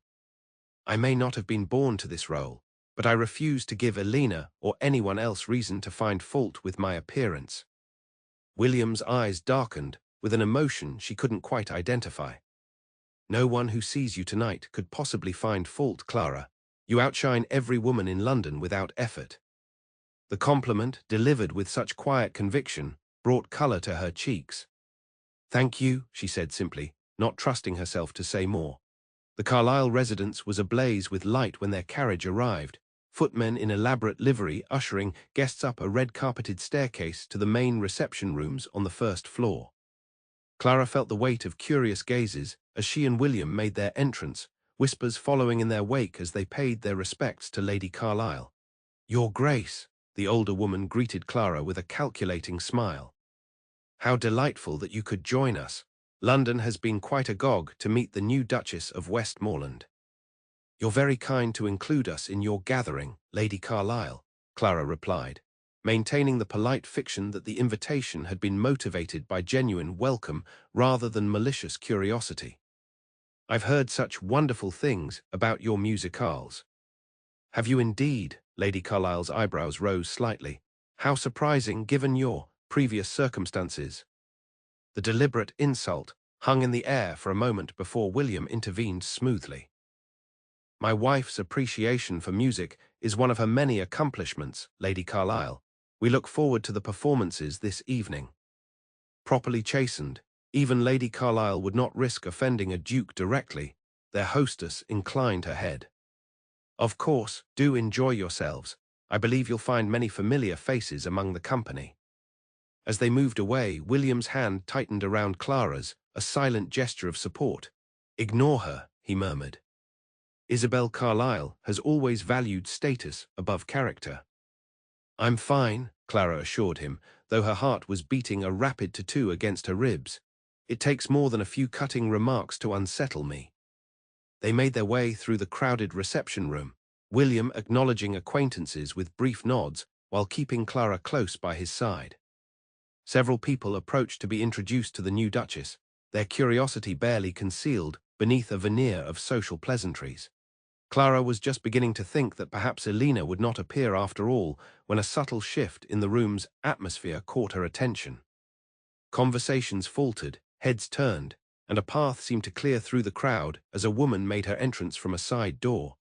Even without William's sudden tension beside her, Clara would have known this was Elena Blackwood. She was striking in the way that demands attention, tall and slender, with pale blonde hair arranged in an elaborate style that emphasized her long neck and perfect features. Her gown, a creation of black silk that managed to be both appropriate for a recent widow and undeniably sensual, clung to her figure in a manner just this side of scandalous. "William," Elena's voice carried clearly across the space between them, pitched to ensure all could hear. "How utterly delightful to see you again after so long." The room fell silent, every eye fixed on the tableau unfolding before them. Clara felt William's arm become rigid beneath her hand, his face settling into the impassive mask she had come to recognize as his defense against emotion. "Lady Blackwood," he acknowledged with a formal nod. "Allow me to offer my condolences on your recent loss." Elena's perfect lips curved into a smile that held no warmth. "So formal, William, after all we once were to each other." Her gaze shifted to Clara, assessing her from head to toe with deliberate slowness. "And this must be your bride, how charming." The slight hesitation before the word bride was clearly intended to wound, to imply that Clara was somehow less than legitimate in her position. William opened his mouth to respond, but Clara spoke first, stepping slightly forward with a smile of practiced serenity. "Lady Blackwood, how do you do? I'm Clara Pembroke, Duchess of Westmoreland. I've heard so much about you." Something flickered in Elena's eyes, surprise, perhaps, that the woman she had expected to intimidate showed no signs of discomfort. "Have you indeed? How fascinating. I wonder what version of events my dear William has shared with you." "The truth, of course," Clara replied pleasantly. "My husband values honesty above all things, one of his many admirable qualities." Elena's smile tightened. "Honesty." Yes, William always was painfully direct. Not always the most valued trait in a husband, though I suppose in your circumstances, any husband at all must seem a stroke of good fortune. The barb was delivered with such practiced grace that several nearby listeners tittered nervously. William's face darkened dangerously, but Clara laid a restraining hand on his arm. "My circumstances have indeed been fortunate, Lady Blackwood," she agreed, maintaining her pleasant expression. "I find myself blessed with a husband of integrity, intelligence, and consideration, qualities I've come to value most highly in a marriage." Elena's eyes narrowed slightly, the only indication that the subtle counter had found its mark. How delightfully rustic. One hears that simple pleasures are often the most satisfying for those unaccustomed to refinement. Before Clara could respond, Lady Carlisle appeared at Elena's elbow. "There you are, my dear. You must come and meet the Countess of Shrewsbury. She's been most anxious to renew your acquaintance. And I believe the music is about to begin. Your Grace," she added with a nod to William and Clara, "your seats are near the front, I believe." With a last, lingering look at William that held equal parts challenge and promise, Elena allowed herself to be led away. Clara released a breath she hadn't realized she was holding, feeling the tension in William's posture gradually ease. "You handled that admirably," he said quietly as they made their way to the chairs reserved for them. "Most women would have wilted under her particular brand of venom." "Most women haven't spent their lives being judged for circumstances beyond their control," Clara replied, keeping her voice light despite the lingering sting of Elena's words. "Besides, I found it rather illuminating to meet her in person." William glanced at her curiously as they took their seats. "Illuminating how?" Clara considered her words carefully. "She still wants you," she said finally. "Or at least, she wants to believe she could have you if she chose. Your marriage to me represents a challenge to her sense of power." A shadow crossed William's face. "Elena wants what she can't have. It's her nature. Once obtained, the prize loses its luster, which explains her behavior during our engagement." "Perhaps," Clara agreed, "but there's more to it than that, I think. She looked at you with genuine hunger, William. Not the casual interest of a woman seeking to reclaim lost property, but something deeper." William's jaw tightened. Whatever Elena feels or doesn't feel is irrelevant. "Our past is precisely that past. I have no interest in revisiting it."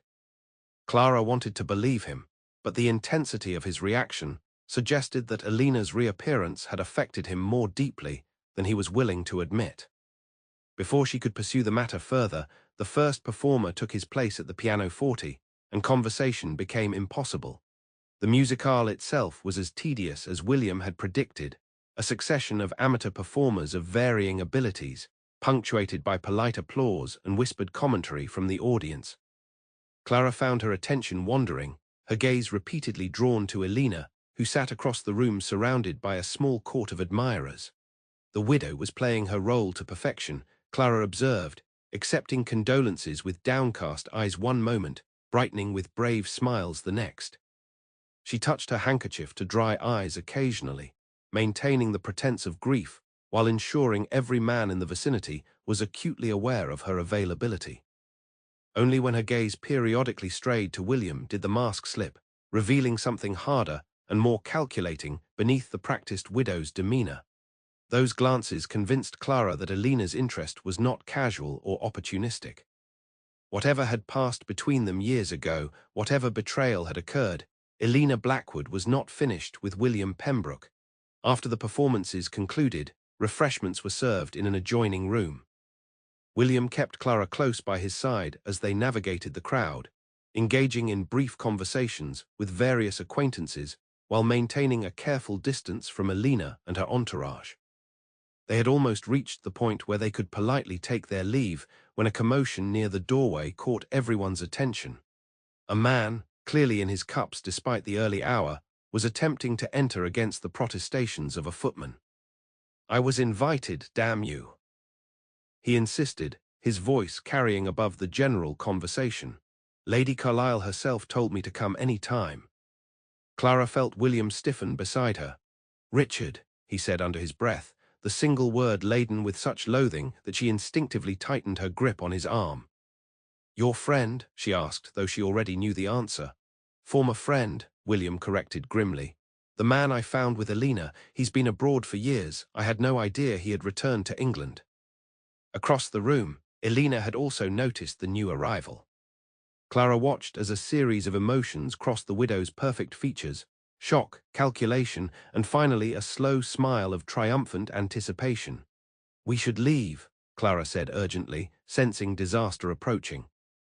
"Now before." But it was too late. Richard had spotted William and was making his way toward them, brushing off attempts to intercept him with the practiced ease of a man accustomed to ignoring social barriers. "Pembroke," he called, drawing every eye in the room. "By God, it is you, still looking down your nose at the rest of humanity, I see." William's expression hardened into a mask of cold disdain. "Thornton, you're drunk, and you're a hypocrite," Richard retorted, swaying slightly as he came to a halt before them. "Always so proper, so righteous. Tell me, does your lovely new Duchess know what really happened between you and Elena?" Clara felt rather than heard William's sharp intake of breath.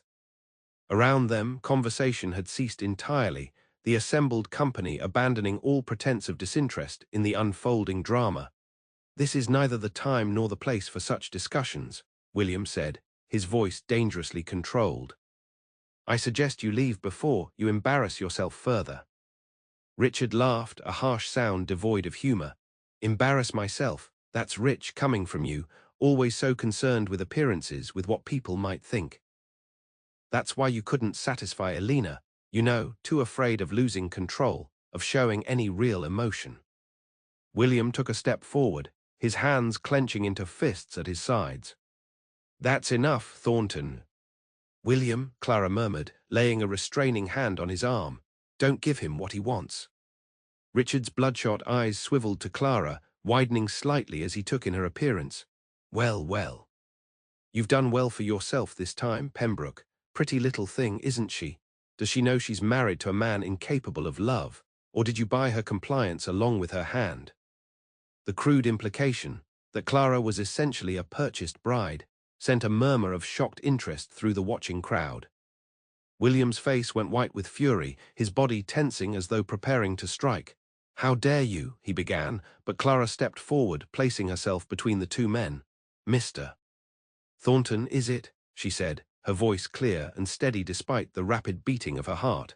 "I understand you're an old acquaintance of my husband's. How unfortunate that your reunion should occur under such embarrassing circumstances." Richard blinked, clearly thrown by her intervention. "Embarrassing." "Indeed," Clara continued. allowing her gaze to travel pointedly from his disheveled cravat to his scuffed boots. Appearing uninvited at a private gathering, clearly intoxicated, making a spectacle of yourself, it's most unfortunate, particularly for a gentleman of your background. The subtle emphasis on his social standing, a reminder that, unlike William, Richard had no title or significant fortune to protect him from the consequences of such behavior, found its mark. A dull flush spread across his face. "You don't know anything about me," he muttered, some of the belligerence fading from his posture. "I know enough," Clara replied, her smile unwavering. "I know that a gentleman would offer an apology for his behavior and withdraw. I know that continued displays of this nature will result in your exclusion from polite society permanently, and I know that my husband's patience, while considerable, has its limits." For a moment, Richard looked as though he might continue his tirade. Then unexpectedly he laughed, a genuine sound of surprised amusement. "By God, Pembroke, you may have finally met your match. This one has spine." William placed a protective hand at Clara's waist, drawing her slightly back against him. "More than you know, Thornton. Now I suggest you take my wife's excellent advice and leave before I'm forced to remove you." Richard raised his hands in mock surrender. No need for violence. "I'm going." He turned to leave, then paused, glancing back over his shoulder. "But this isn't finished, Pembroke. Elena's back in case you hadn't noticed, and she never did like losing, especially not to you." As Richard staggered toward the exit, the spell of shocked silence broke, the room erupting into a buzz of excited whispers and speculation. William's arm tightened around Clara's waist, his face a study in controlled fury. "We're leaving," he said quietly, the words brooking no argument. "Now." Clara nodded, allowing him to guide her toward the door, conscious of the avid gazes following their progress. Near the exit, Elena stood watching, her expression a curious mixture of satisfaction and calculation. As they passed, she stepped forward, her fingers brushing William's sleeve in a gesture of deliberate intimacy. "This has been most entertaining," she murmured. "Almost like old times, wouldn't you say, William? We really must catch up properly while I'm in town. So much to discuss." William's only response was a curt nod before continuing toward the door, his hand firm at Clara's back, as though afraid she might slip away if he relaxed his grip. The journey back to Grosvenor Square passed in tense silence. Clara watched William from the corner of her eye, noting the rigid set of his shoulders, the muscle working in his jaw as he stared unseeingly out the carriage window. It was only when they were alone in the privacy of the townhouse's drawing room that he finally spoke, his voice rough with suppressed emotion. "I owe you an apology, Clara. You should never have been subjected to such a scene." "You owe me nothing," she replied gently. "Neither Richard's behavior nor Elena's machinations are your fault." William poured himself a generous measure of brandy, downing half of it in a single swallow before turning to face her. "I should have anticipated this. Richard has always been Elena's creature. If she's returned to London, I should have known he wouldn't be far behind." "What did he mean?" Clara asked, unable to contain the question any longer. "About there being more to the story between you and Elena." William's expression closed, the brief vulnerability vanishing behind his customary reserve.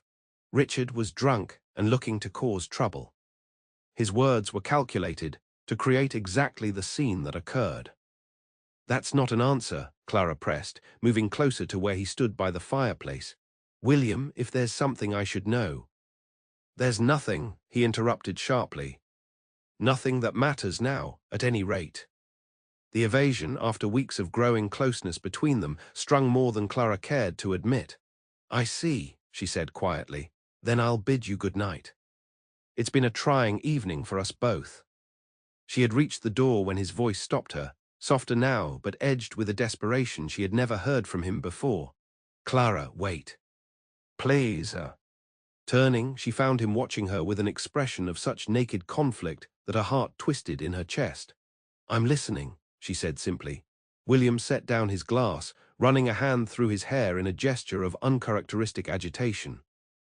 "What Richard implied, what Elena has always claimed, is that I was incapable of the kind of passion she required, that my reserve, my self-control, made me an inadequate partner." Clara frowned, puzzled. but surely our relations have demonstrated otherwise. A flush rose in William's cheeks. Physical desire was never the issue. Elena claimed I withheld my emotions, that I was incapable of the kind of wild, unchecked adoration she thought love should be. And was she right? Clara asked softly. William's gaze dropped to the carpet. Perhaps. I was raised to believe that restraint was the hallmark of a gentleman, that excessive displays of emotion were vulgar and inappropriate. My father. He trailed off, seeming to struggle with the words. Clara moved back toward him, close enough to touch but maintaining a small distance. Your father. My father loved my mother with a passion that bordered on obsession, William said finally, his voice low and pained. When she fell ill, he became unhinged. He neglected his duties, his health, his responsibilities to the estate and title. He spent every moment at her bedside, and when she died, he was destroyed. He drank himself into oblivion for months. The estate nearly collapsed. I watched him disintegrate from the man I had respected into a hollow shell of grief. Understanding dawned slowly as Clara absorbed this revelation. And you vowed never to allow yourself to become so vulnerable. William nodded, still not meeting her eyes. I saw what unchecked emotion did to him, to our family name, to everything generations of Pembrokes had built. I swore I would never let passion override reason, that I would maintain control at all costs. So when Elena demanded displays of devotion, Clara began, I couldn't give her what she wanted, William finished. Or perhaps I wouldn't. I believed then, I still believe, that responsible affection is more valuable than destructive passion. But Elena saw only coldness, where I thought I was offering stability. Clara was silent for a long moment, absorbing the implications of his confession. This, then, was the heart of William's resistance to love, not just Elena's betrayal, but a deeper fear born of witnessing his father's destruction at the hands of overwhelming grief. William, she said finally, reaching out to touch his arm gently, there's a vast middle ground between cold detachment and destructive obsession. Most people navigate that middle path their entire lives, loving deeply without losing themselves entirely. He raised his eyes to hers, and the raw vulnerability she saw there made her breath catch. I don't know how, he admitted, the words seeming to cost him greatly. I've spent so long guarding against feeling too much that I'm not sure I remember what it's like to simply feel. The confession, so honest, so human, broke something in Clara's carefully maintained composure. Without stopping to consider the wisdom of her actions, she closed the distance between them, reaching up to frame his face with her hands. Then let me show you, she whispered, and kissed him. For an instant he remained frozen, as though shocked by her boldness. Then, with a sound that might have been surrender, his arms came around her, drawing her against him as he returned her kiss with a hunger that belied all his talk of restraint. Clara poured everything she had been holding back into that kiss, all the longing, the tenderness, the growing love she had tried to deny even to herself. When they finally broke apart, both breathing heavily, she kept her hands on his face, forcing him to meet her gaze. This is what Elena never understood, she said softly. That true strength lies not in never feeling, but in feeling deeply and choosing wisely what to do with those feelings. You are not cold, William, you're careful. And after what you've shared tonight, I understand why. Something shifted in his expression, a softening, a lowering of defenses long maintained. Clara, he began, his voice rough with emotion. But whatever he might have said was interrupted by a sharp knock at the drawing-room door. With visible reluctance, William released her, stepping back to a more proper distance as a footman entered with a silver salver. A message just arrived for your grace, the man announced, offering the tray to William. The messenger said it was most urgent. William took the sealed note, breaking it open with a frown that deepened as he scanned the contents. Thank you, he said to the footman. That will be all for tonight. When they were alone again, Clara watched as William read the message a second time, his expression growing increasingly troubled. What is it? She asked, concerned by the sudden tension in his posture. It's from my solicitor, he said, folding the note carefully. It seems Elena has been making inquiries about the circumstances of our marriage, specifically about the settlement of your father's debts. Clara felt a chill of foreboding. Why would she care about such things? William's face was grim. Because she's looking for leverage, for any irregularity that might be used to challenge the validity of our union. But that's absurd, Clara protested. Our marriage was performed by a bishop with all proper documentation. She can't possibly think to have it overturned. No, William agreed, but she can create scandal, spread rumors, suggest impropriety. Elena excels at character assassination. I've experienced it firsthand. Clara sank onto the nearest chair, the evening's events catching up with her in a wave of exhaustion. What do we do? William crouched beside her, taking her hands in his with unexpected gentleness. We return to Pembroke Hall immediately. London society is Elena's natural habitat. She knows every whisper, every weakness, every pressure point that can be exploited. In the country, we're safer from her machinations. Running away won't solve anything, Clara pointed out. If anything, it might appear that we have something to hide. It's not running away, William countered. It's choosing our battlefield. Elena wants a public spectacle, denied that she may lose interest or at least be forced to show her hand more clearly. Clara nodded slowly, recognizing the wisdom in his strategy. Very well. When do we leave? First light, William decided, rising to his feet. I'll have the staff make the necessary arrangements. As he turned to go, Clara caught his hand, stopping him. William, she said quietly. What you were about to say before the message arrived. He hesitated, conflict clear in his eyes. Then, with gentle firmness, he withdrew his hand from hers. It will keep until we're safely away from here, he said. Some conversations deserve better circumstances than these.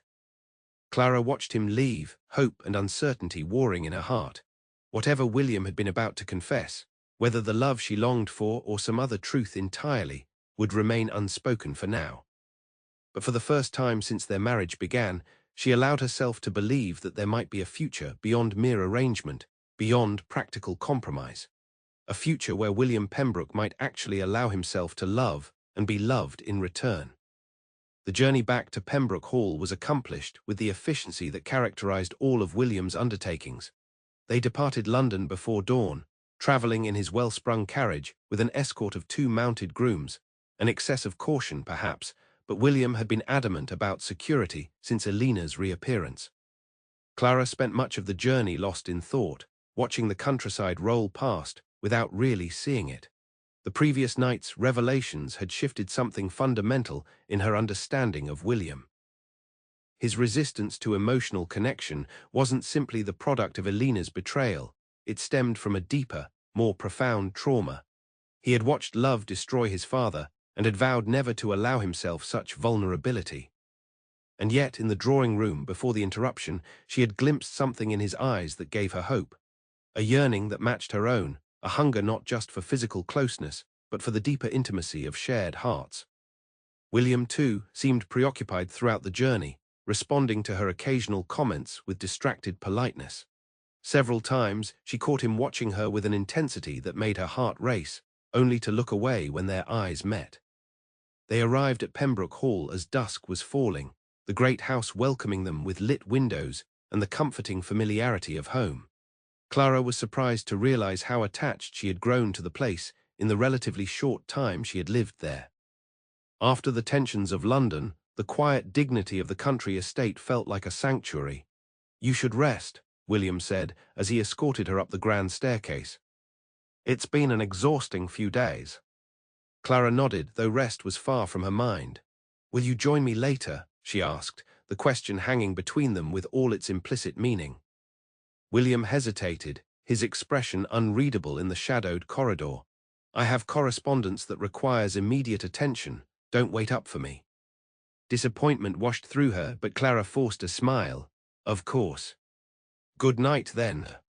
She watched him walk away, his tall figure disappearing around the corner toward his study, and fought against the irrational fear that he was retreating from more than just her physical presence.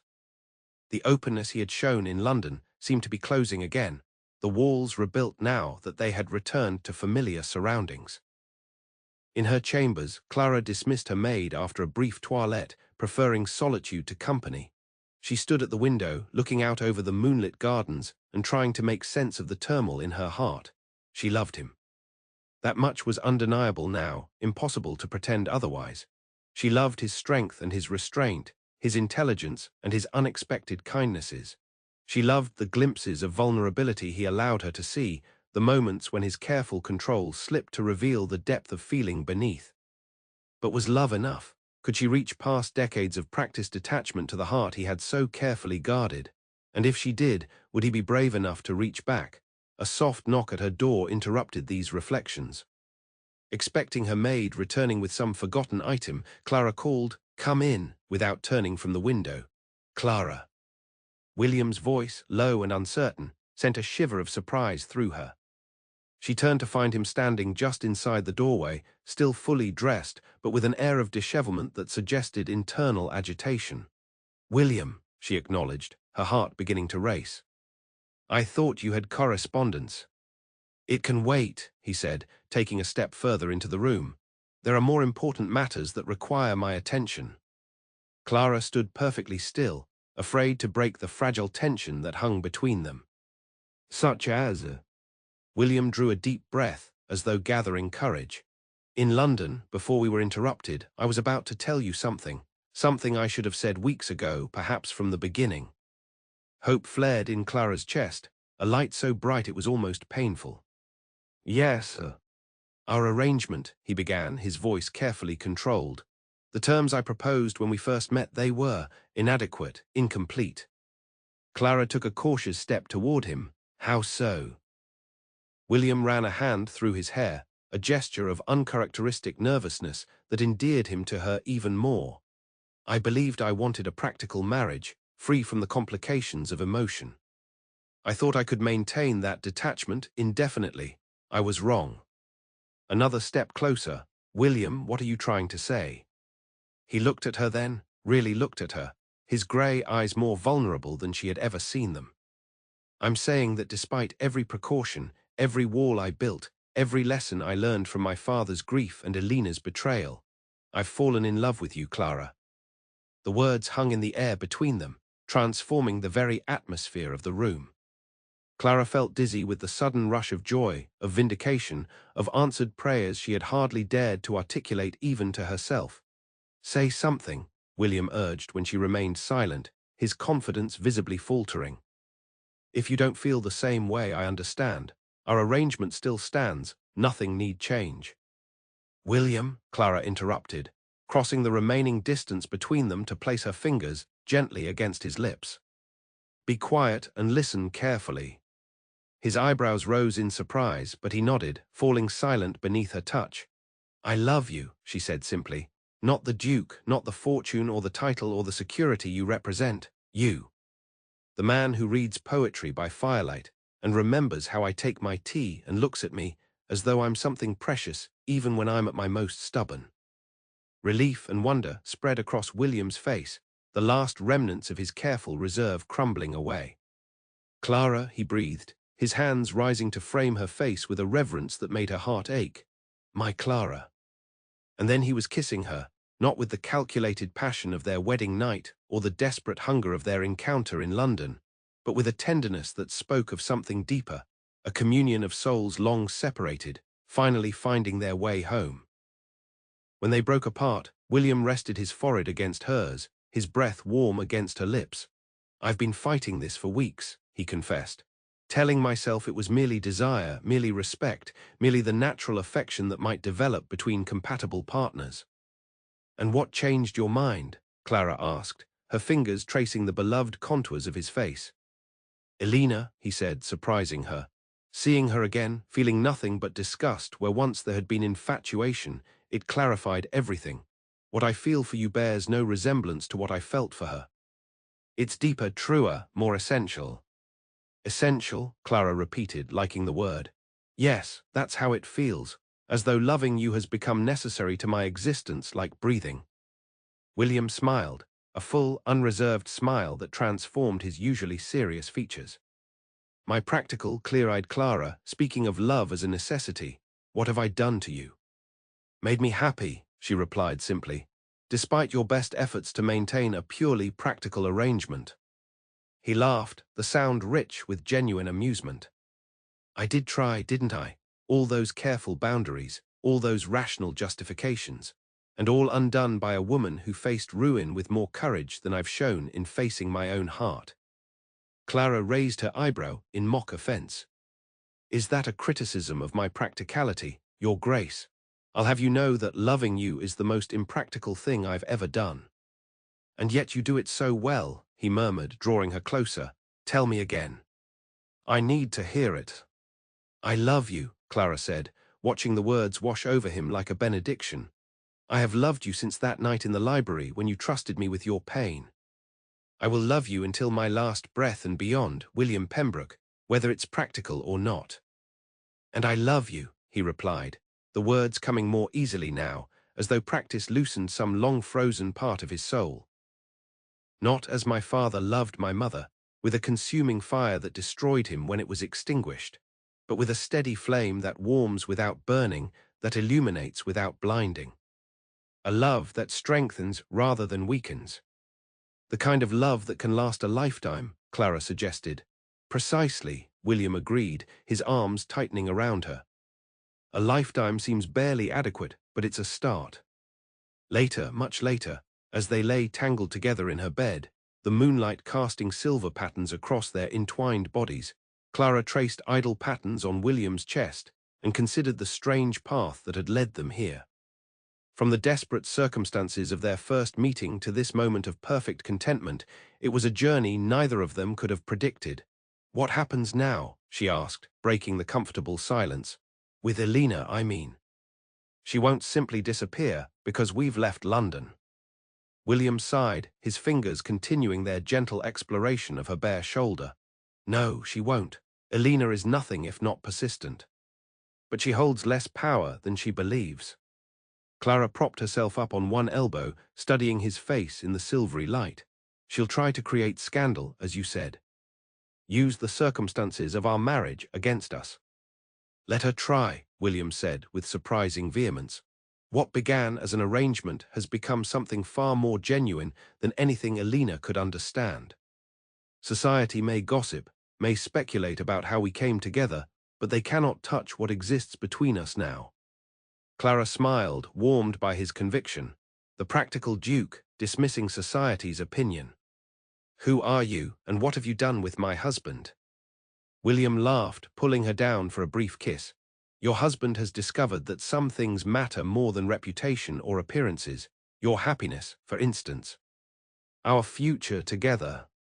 And what does that future hold, do you think? Clara asked, settling back against his chest, her ear pressed to the steady rhythm of his heart. Children, I hope, William said softly. A house full of them with your courage and my stubbornness. Summers here at Pembroke Hall, winters in London once the scandal has died down. Christmases with too many presents and birthdays with too much cake. It sounds lovely, Clara murmured, her eyes growing heavy with contentment. A proper family. Better than proper, William corrected, his arms tightening around her. A family built on love rather than obligation or arrangement, the kind of family I never thought I would have until you. Clara felt tears prick behind her closed eyelids, happiness too great to be contained welling up within her. From debts to duchesses to love, she whispered, not the path I expected my life to take. William pressed a kiss to the top of her head, his voice rough with emotion. Not the path either of us expected. But the only one I would choose now, knowing where it led. As sleep claimed her, Clara's last conscious thought was of how far they had come, from a transaction born of desperation to a love that transcended every arrangement, every expectation. Her heart, which she had once vowed would not be tamed, had surrendered willingly to the one man who had proven worthy of its trust. And in that surrender, she had found not captivity but freedom, the freedom to love and be loved without reservation, without fear, without doubt. The freedom to be, simply and completely, herself.